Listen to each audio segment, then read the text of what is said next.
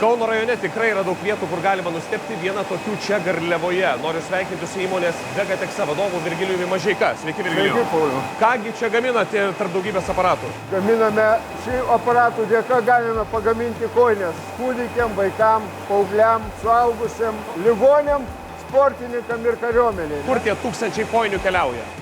Keliauja iš įrengimų, kurios numezga, mezgėjas surūšiuoja, išrūšiuoja.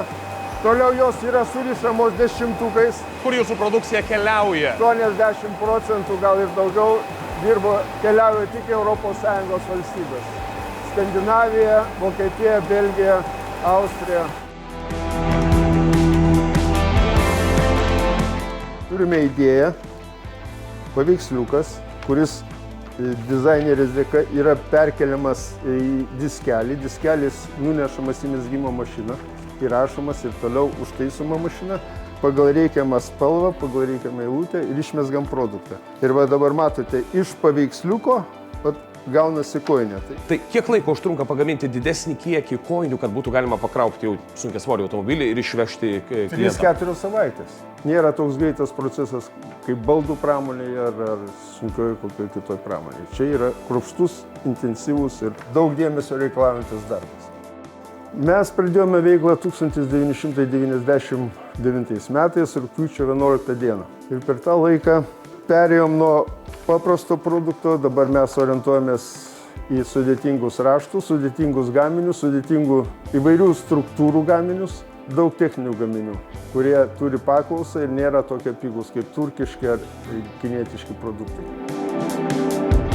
Kojinė visą laiką yra kojinė, bet jinai yra sudėtingas dalykas, atrodo, tik tai piešinio neužtenka, mes varijuoja nuo sudėties, keičiasi gaminys, keičiasi produkto kokybė, žaliava, modelis eina prie natūralesnių pluoštų, nori kuo daugiau kažkokių ekologiškų ar tai dar perdirbtų verpalų, kad atitiktų mūsų šių dienų tendenciją.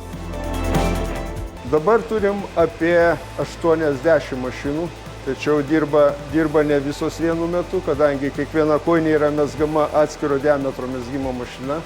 Mezgimo mašinos skiriasi ir savo klase, kur gali megzti ir ploną gaminį, ir storesnį vilnonį. Tai irgi negali tų pačių storų siūlų megzti su plona mašina. Norime dar įsigyti naujų mezgimo mašinų, kurios leis išplėsti asortimentą. Pasiūlysim tiek savo partneriam užsienį, tiek Lietuvoje naują produktą.